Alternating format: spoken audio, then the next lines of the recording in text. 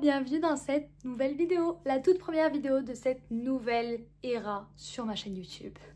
Toujours plus dramatique. Dans cette vidéo, je voulais vous parler de mes dernières lectures. C'est vrai que quand on remonte le fil de ma chaîne YouTube, on se rend compte que ça fait très longtemps que je vous ai pas parlé de livres. La dernière fois, c'était un énorme book haul, mais c'est vrai que je vous ai jamais fait d'update en fait sur ce book haul. Honnêtement, j'ai balayé un peu les lectures que j'ai lues depuis novembre à peu près. Je vous ai pas mis les livres de Noël. Je vous ferai une vidéo dédiée en période de Noël. Franchement, je suis vraiment hyper contente parce qu'en fait, globalement, dans toutes les lectures que j'ai à côté de moi, en fait il y en a très peu que j'ai pas aimé et du coup je vais vous en parler. Je vous prévois une autre vidéo un peu plus tard sur les livres que j'ai abandonnés. Avant de vous présenter les livres que j'ai lus, je vais quand même vous parler des différents genres littéraires que je préfère lire. Comme ça, si vous êtes nouveau sur cette chaîne, vous pouvez vous abonner si vous aimez le même genre de lecture que moi. Pour ma part, j'adore tout ce qui est new romance, romantasy, cozy fantasy et cozy mystery. Donc je vais expliquer ce que c'est si jamais vous ne connaissez pas. Je suis désolée, je ne vais pas utiliser de définition internet, je vais vraiment faire avec mes propres mots. Mais si vous voulez des définitions plus complètes et sûrement plus véridiques, n'hésitez pas à les regarder sur internet. Selon moi, la new romance, il s'agit de romances qui s'inscrivent dans l'actualité et qui parlent de thèmes qui sont quand même très importants, et il peut y avoir dans certaines new romances des scènes explicites. Donc du coup, toujours se renseigner évidemment. Ce genre de lecture, la new romance, c'est quand même plus adapté à un public adulte, je trouve. Ensuite, la romantasy, il s'agit globalement de la même chose que la new romance, à la seule différence que la romance se passe dans un univers de fantasy, donc un univers qui n'est pas le nôtre actuellement et qui généralement est inventé par l'auteur ou l'autrice. Il peut y avoir également des scènes explicites comme dans la new romance, donc vraiment se renseigner avant évidemment. C'est pour public adulte selon moi. Ensuite, pour ce qui est cozy fantasy, là c'est vraiment de la fantasy toute douce, toute mignonne, donc dans un univers qui est complètement créé et inventé par l'auteur ou l'autrice. Et justement avec des éléments un peu clichés mais tout doux de la fantasy, comme par exemple des sorcières, des dragons, enfin vraiment tous ces éléments qui font que c'est une bonne fantasy.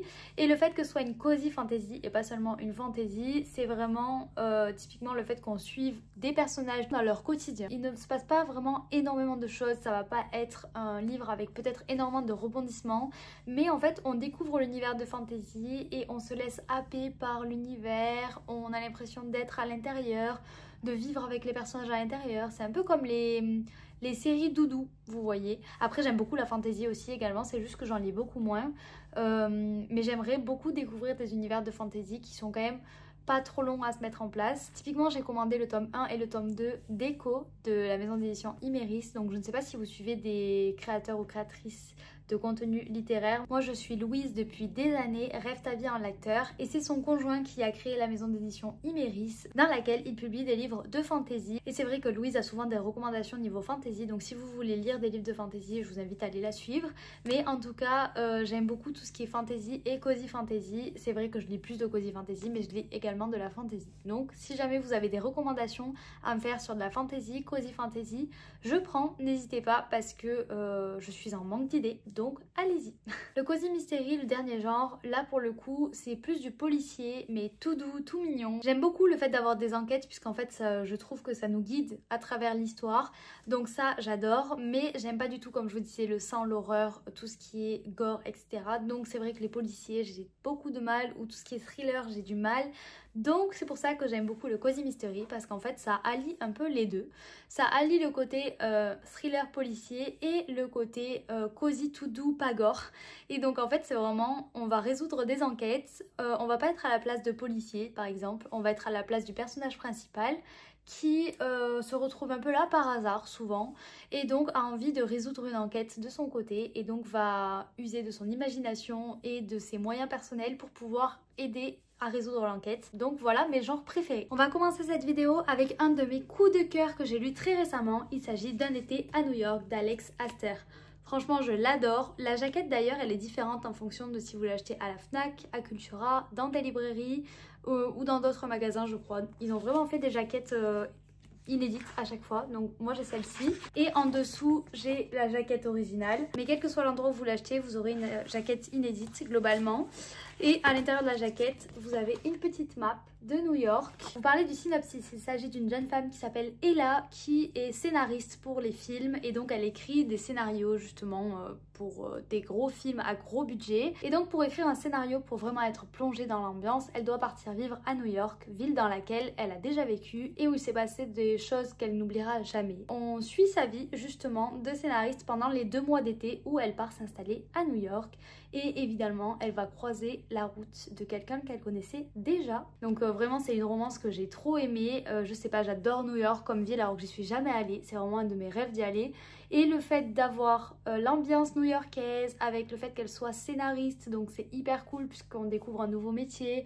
En même temps, je me suis beaucoup retrouvée dans le personnage d'Ella puisqu'elle est très introvertie, elle adore rester dans son coin avec une boisson chaude, à écrire justement dans son café favori son scénario. Donc en fait, je me suis beaucoup retrouvée en elle et au final, j'avais l'impression de vivre les mêmes aventures qu'elle à travers le livre. Donc vraiment, j'ai trop aimé. C'est un peu un livre doudou qui nous fait découvrir des choses à New York et en même temps qui nous fait rigoler et voilà quoi, j'ai beaucoup aimé. Ensuite 2 romans que j'aime beaucoup également, donc là j'ai le tome 1 et 2 dans mes mains et le tome 3 sortira très bientôt. Il s'agit de la saga Mad Majesty et Fallen Majesty de Delinda Dane.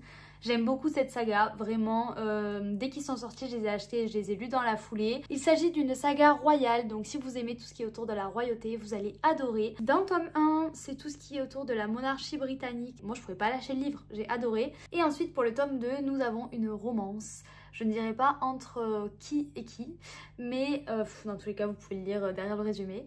Mais cette romance balaye un peu le royaume de Suède. Voilà, donc ça c'est cool parce que on découvre, enfin en tout cas moi pour ma part j'ai complètement découvert tout ce qui était autour des royautés nordiques. Et donc j'ai beaucoup aimé changer de royauté, sachant que le 3e tome sera autour d'un prince arabe. Voilà, donc hyper cool parce que vraiment 3 royautés complètement différentes, 3 romances qui balayent justement les 3 personnages principaux qui sont 3 amis princes. Donc prince d'Angleterre, prince de Suède et un prince arabe. Donc franchement j'ai trop aimé, il me tarde d'avoir le dernier tome, je me demande si ça va pas être mon prince préféré d'ailleurs, donc il me tarde d'avoir le dernier tome entre les mains pour pouvoir vous lire. Je vous ferai un petit update dans tous les cas. Ensuite pour les 2 romans que je tiens entre mes mains, je vous avoue que c'est la première fois que j'annote des romans, mais en fait j'ai tellement rigolé et je les ai tellement aimés que j'ai voulu mettre des post-it et je pense faire pareil avec les livres que je vous présente, justement les rebalayer un peu pour mettre des post-it sur des citations, des choses comme ça, parce que je les ai trop aimés. Mais en tout cas il s'agit du tome 1 et du tome 2 de Rebel University. Donc c'est une saga qui se passe à l'université comme son nom l'indique, l'université de Rebel. Il y a 4 tomes, donc les 2 premiers ici et les 2 derniers juste ici. Je vous avoue que je les ai pas encore lus et pourtant c'est ma saga universitaire préférée pour l'instant. Le point qui unit les 4 livres sont que les 4 personnages principaux sont en fait 4 colocataires qui vivent ensemble, 4 amis justement, qui vivent ensemble et qui sont également dans la même équipe de hockey de l'université. Je connais les romances qu'il va y avoir dans le tome 3 et 4 également, donc je peux vous dire qu'il y a des romances hétérosexuelles, mais il y a aussi des romances homosexuelles et c'est ça que j'aime, c'est que les mêmes autrices, donc là il y a 2 autrices, Alfreda Henouy et Alicia Garnier, balayent différentes histoires d'amour. Vraiment j'aime trop cette saga pour l'instant et mon tome préféré c'est le tome 2 parce que j'aime trop le personnage principal du tome 2. C'est un personnage qui remet vraiment en cause et en question tout ce qui est autour de la masculinité, masculinité toxique évidemment, mais également qu'est-ce que la masculinité au final, pourquoi prouver que les personnes sont masculines ou pas. Par exemple lui c'est un personnage qui se maquille et il assume complètement, enfin bref, j'ai adoré ce personnage et c'est mon personnage préféré pour l'instant. Donc je peux vous recommander qu'une seule chose, de les lire. J'ai découvert le livre Insomnia de Léa Nemesia et je l'adore pareil, ça n'a rien à voir avec la lecture précédente. Ici on est sur le campus d'Oxford et c'est un roman je trouve qui est quand même assez sombre de par le fait déjà que l'histoire se déroule sur le campus d'Oxford, donc qui est quand même un campus qui est assez sombre en lui-même, et ensuite de par l'histoire tout simplement. Il s'agit de Skyler qui arrive tout droit des États-Unis pour faire ses études à Oxford et Skyler en fait elle est déjà un peu solitaire, un peu sombre comme personnage, comme héroïne. Elle aime beaucoup la solitude, elle aime beaucoup les jours de pluie, elle aime beaucoup la vibe d'Oxford la nuit. Enfin vous voyez un peu le genre de personnage. Et en fait elle décide le jour de son arrivée pour se sentir bien de se balader un peu à l'extérieur de sa chambre universitaire et de visiter Oxford de nuit. Et donc en visitant Oxford de nuit, elle croise un groupe de garçons assez étonnant, et en croisant ce groupe de garçons qu'elle n'aurait jamais dû croiser, elle va mettre un pied dans tout ce qui est société secrète au sein d'Oxford. Et j'ai adoré tous les secrets qu'il y avait autour, l'ambiance un peu sombre, mais c'est jamais gore, jamais horreur, ça ne fait jamais peur. Enfin, vous me connaissez, je déteste l'horreur, je déteste tout ce qui fait peur, tout ce qui est gore, tout ce qui a du sang, j'aime pas du tout. Et ça, j'adore. Enfin, vraiment, j'ai adoré ce livre, ça a été un gros coup de cœur pour moi. Et le tome 2, je crois, sort le 2 juillet, quelque chose comme ça. Il s'appellera Nostalgia et il me tarde tellement de le lire. Vous êtes sûr que le 2 juillet, je suis en librairie et je le lirai. Vraiment, j'adore.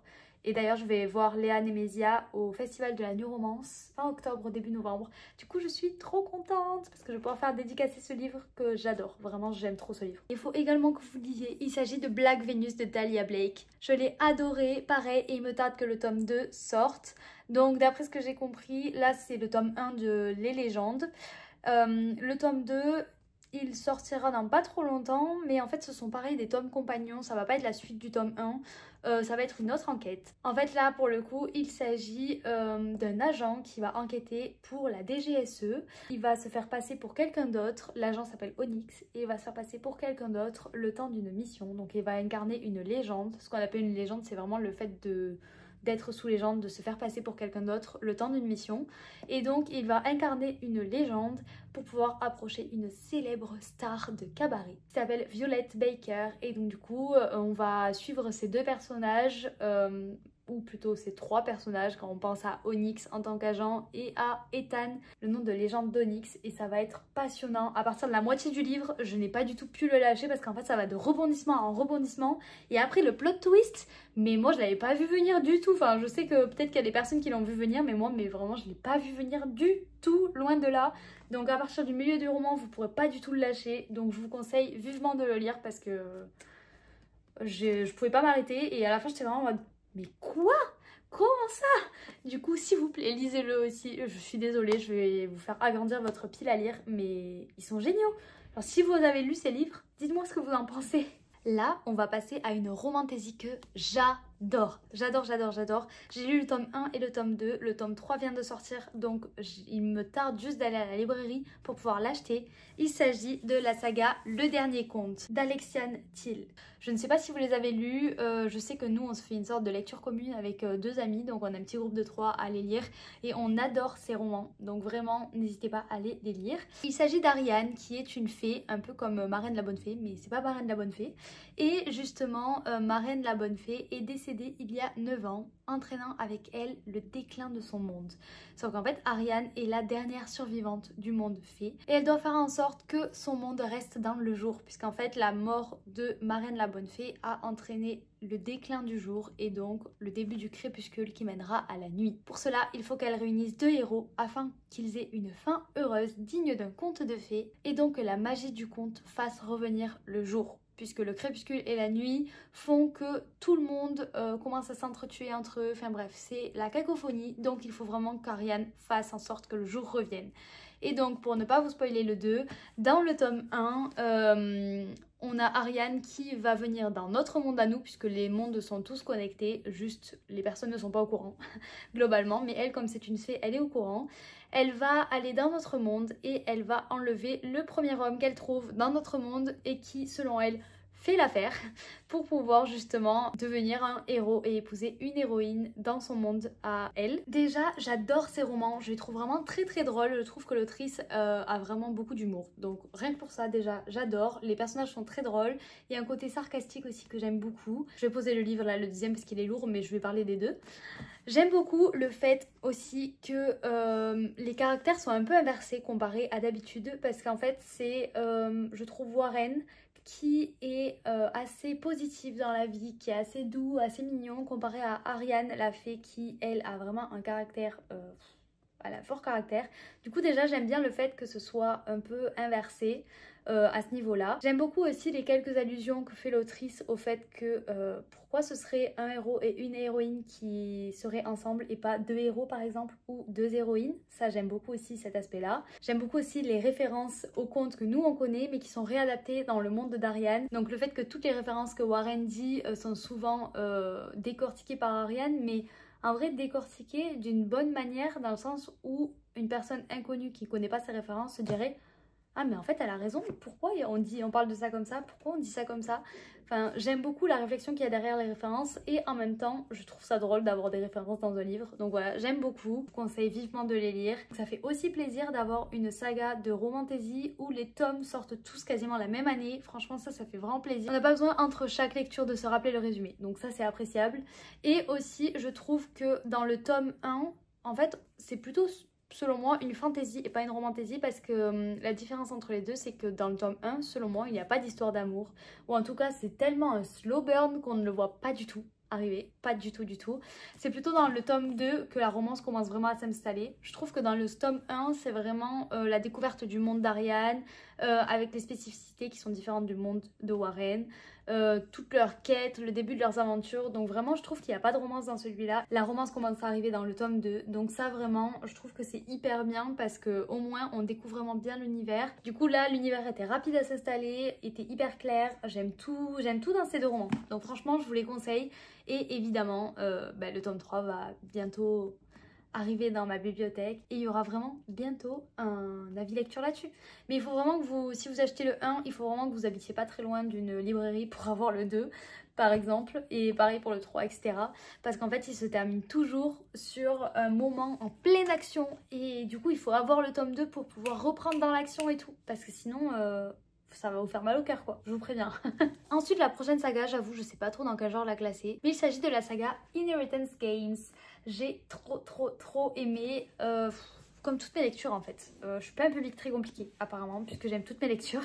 Mais dans ces livres là, j'ai trop aimé, principalement je pense le premier en vrai, puisque c'est là où on commence à rencontrer l'histoire, l'univers, etc. Mais en vrai, dès que j'ai commencé à lire le premier, je les ai pas lâchés jusqu'au troisième. Et après le troisième, par contre, j'ai arrêté de les lire.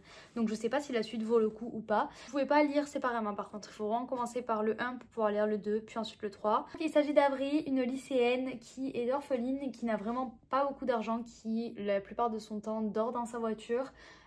Et continue d'aller au lycée. Et en fait, un jour, un avocat va l'appeler puisqu'elle doit se rendre à la lecture du testament de quelqu'un qu'elle ne connaît pas du tout.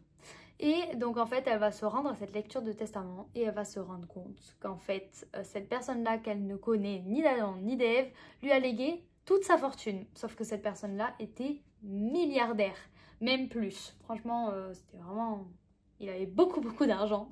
Et il va lui léguer toute sa fortune à une seule condition, qu'Avril habite dans la maison dans laquelle habitent tous les héritiers qui ont été déshérités. Donc du coup elle va emménager avec ces héritiers là et il va y avoir enquête sur enquête, parce qu'en fait celui qui était décédé adore jouer et adore les enquêtes et les énigmes. Avec les 4 petits-fils de celui qui est décédé, Avril va essayer de résoudre toutes les enquêtes pour comprendre pourquoi elle a hérité de cet argent et pas les héritiers. Je vous les conseille parce que je les ai pas lâchés pendant toute ma lecture, parce qu'en fait vraiment je voulais savoir quoi. On a un objectif, on veut savoir pourquoi Tobias, celui qui est décédé, lui a légué toute sa fortune. La lecture suivante, il s'agit d'une new romance que j'ai lue vraiment la semaine dernière je crois et que j'ai beaucoup aimé. Il s'agit du roman I Knew You Were Trouble d'Alicia Garnier, et donc ce titre m'a tiré déjà de base, c'est pour ça que j'ai acheté ce livre, parce qu'il s'agit d'une musique de Taylor Swift. Voilà, et j'adore Taylor Swift, du coup il fallait que je lise ce roman. Il s'agit d'une romance entre Joy, la petite sœur d'un acteur très connu, et Travis, ce qui m'a fait beaucoup rire d'ailleurs, puisque Travis c'est le nom du mec de Taylor Swift, du coup bref voilà. Et Travis qui est le célèbre barman du village d'enfance de Joy et également le meilleur ami du frère de Joy. Au début quand j'avais lu le résumé, je m'étais dit oui bon why not, je l'avais vraiment acheté pour le titre. Et en fait, au fur et à mesure, je me suis retrouvée happée par ma lecture. Ils ont vraiment des personnages qui sont assez complexes parce qu'ils ont tous les deux leur trauma. Et il faut vraiment réussir à tout combiner et à gérer malgré les traumas, et je trouve que c'est quand même très bien fait. Je m'attendais à beaucoup pleurer parce qu'en fait je savais que c'était le spin-off d'une duologie que je n'ai pas lue. J'avais peur parce qu'en fait la duologie apparemment est une duologie qui est quand même très sombre et je ne sais pas du tout sur qui est la duologie. Je pense qu'elle est sur le frère acteur. Il faut bien lire les trigger warnings avant, ça va, c'est pas une romance sombre ni quoi que ce soit, c'est une romance qui est assez lumineuse, j'ai beaucoup aimé. Ce qui fait qu'il y a des trigger warnings, c'est que ça parle de drogue, que ça parle de deuil. Voilà, je pense que les trigger warnings sont sur ces sujets là, mais en tout cas j'ai vraiment beaucoup aimé cette romance, donc je vous la conseil. Ensuite, dernier livre que j'ai vraiment beaucoup aimé et ensuite je vais passer à 3 livres que j'ai un peu moins aimés. Mais pour l'instant, le dernier que j'ai beaucoup aimé, il s'agit de La vie en vrai d'Emma Green. Franchement, je l'ai trop aimé malgré le sujet principal qui me touche particulièrement et que je trouve qui est assez dur. Le sujet, c'est le harcèlement scolaire et donc ici on retrouve Louve qui étudie dans son lycée à Boston et qui est victime de harcèlement scolaire de la part d'un groupe qui s'appelle les Royal. Avant, elle était au lycée à Paris, tout se passait bien et elle a dû partir pour le travail de ses parents et au final elle se retrouve à Boston dans une ville qu'elle n'aime pas trop avec en plus des personnes qui la harcèlent au lycée. Donc tout ça fait que la vie est très compliquée à Boston et qu'elle aimerait rentrer à Paris, mais pour autant elle est un peu coincée sachant qu'elle est lycéenne et qu'elle n'est pas majeure. Elle est un peu coincée avec ses parents à Boston et donc elle subit ce harcèlement scolaire. Donc ça je trouvais que c'était assez dur la thématique. Mais au final, c'est vrai que j'ai quand même beaucoup aimé ce livre. Du coup, il y a une romance quand même à travers ce roman qui est quand même très gros. Mais à noter que ce n'est pas mon préféré des Emma Green. Mon préféré, si vous avez vu une de mes anciennes vidéos, pour l'instant, il s'agit de Ce qui nous rend vivants. Et j'ai le tome 2, juste ici, que je n'ai pas encore lu et qui est dans ma pile à lire. D'ailleurs, petit message à propos du tome 2, pourquoi il est différent du tome 1? Le tome 1, il est comme ça au niveau de la couverture et le tome 2, il est comme ça. Pourquoi? Il fallait sortir 2 éditions dans ce cas-là parce que moi ça va plus avec mon édition, je vais être obligée de revendre celle-ci et d'acheter l'autre édition alors que je la trouve moins belle. Ensuite je vais vous présenter 3 romans que j'ai lus et que j'ai quand même moyennement appréciés et je vais vous expliquer pourquoi tout de suite. Le premier, il s'agit du tome 3 de la saga Seasons de Morgane Moncomble, Un printemps pour te succomber. Moi je suis plutôt de la team Un automne pour te pardonner et Un hiver pour te résister, donc les 2 premiers tomes. Le 3e tome, c'est vrai que j'ai eu un peu plus de mal. Franchement, je sais pas trop, juste à rentrer dans l'histoire et voilà, il n'y a rien qui m'a dérangé en soi. C'est juste que comparé aux 2 premiers tomes, je l'ai moins aimé. C'est vrai qu'il y a différentes teams là-dessus. En soi, comme les 4 tomes sont vraiment très différents, ce sont des tomes compagnons, ça veut dire qu'ils peuvent se lire dans l'ordre que vous voulez. Puisqu'en fait, on découvre à chaque fois la vie d'une personne du groupe d'amis. Donc elles sont 4 dans le groupe d'amis et donc on va découvrir à chaque fois la vie d'une des 4. Donc vous pouvez le lire dans l'ordre que vous voulez.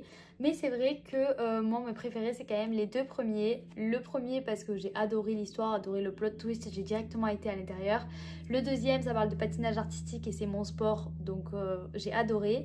Et c'est vrai que celui-ci, j'ai eu un peu plus de mal et le dernier, je vous en parlerai une prochaine fois. Pour le résumer, il s'agit de Nolia qui est une fleuriste qui est complètement fauchée et qui vient d'avoir un enfant. Et donc pour élever sa fille de la meilleure des manières, elle décide d'aller demander de l'aide à ses parents avec qui elle n'entretient pas une très bonne relation. Ses parents décident de lui accorder l'aide financière à une seule condition, qu'elle se marie. Ils ont décidé de la marier à une personne qu'elle ne veut surtout pas recroiser dans sa vie, son ex. Elle décide de fuir et de trouver un autre moyen d'obtenir de l'argent pour élever sa fille dignement et donc je vous laisse découvrir ce roman. Ensuite une lecture que j'ai pas trop aimée et pourtant j'adore son autrice parce que je la trouve trop gentille, j'ai fait dédicacer le livre, je la trouve trop mignonne et je voulais vraiment aimer son livre parce que c'était une des autrices les plus gentilles avec laquelle j'ai pu le plus parler et que je trouvais la plus mignonne. Il s'agit du livre Stupid Karma de Tessa Wolff.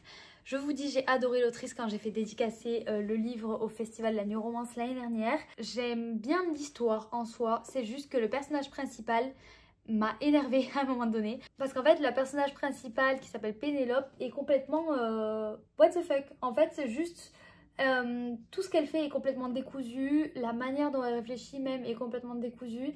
Même le fait qu'elle ne se remette pas en question, après c'est le personnage et franchement c'était très bien écrit, c'était tellement bien écrit qu'elle m'a énervée, je pense que c'était un peu le but. Elle est complètement tête en l'air, elle se rappelle de rien, elle ne se remet pas en question, donc c'est vrai qu'en fait j'ai eu un peu de mal avec le personnage principal et du coup j'ai terminé l'histoire parce que j'étais prise quand même un peu dans l'histoire, mais c'est vrai que j'ai eu un peu de mal avec le caractère du personnage, ce qui fait que j'ai quand même pas trop aimé la lecture. Pour vous raconter un peu le synopsis, il s'agit de Pénélope qui travaille dans un hôtel particulier avec sa mère, qui habite avec sa mère et en fait elle a, franchement je sais pas, elle doit avoir la trentaine, quelque chose comme ça, je me rappelle plus. Elle a un peu l'impression que tout ce qui lui arrive c'est jamais de sa faute. Si elle trouve pas de travail ailleurs, c'est pas de sa faute non plus. Enfin en fait Elle est un peu défaitiste au final. Et du coup, j'ai trouvé que ce comportement-là n'allait pas l'aider à grandir et à évoluer. Voilà, tout simplement. Et donc, dans ce roman-là, en fait, elle en a marre de tomber sur des mecs complètement mégalomanes, des mecs égocentriques, etc. Donc, sa meilleure amie décide de l'inscrire à un rendez-vous galant qui ne va pas se passer comme prévu. Et au final, elle va tomber, pas pendant le rendez-vous, mais à la suite du rendez-vous, elle va tomber nez à nez avec son ex qui, en fait, est devenu le PDG de l'hôtel dans lequel elle travaille. Et donc il va y avoir une suite complètement loufoque d'événements qui vont arriver. Et du coup c'est un roman qui est quand même assez comique. Mais c'est vrai que comme je vous disais, j'ai eu du mal avec le caractère du personnage principal. Et enfin le tout dernier roman que je vais vous présenter ici, que j'ai aimé mais qui n'a pas été un coup de cœur. Il s'agit du tome Léander de la saga Les Dieux du Campus, écrit par Phoenix B. Asher et F.V. Estier.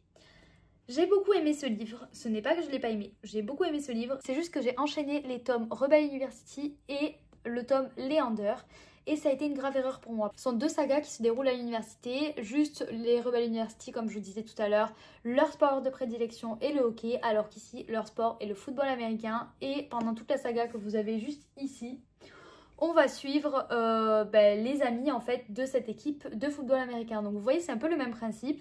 J'ai lu que le tome 1 et en fait j'ai tous les tomes parce que je ne l'ai pas détesté, toujours pareil, je l'ai bien aimé, c'est juste que ce n'est pas un coup de cœur et je compte lire la suite.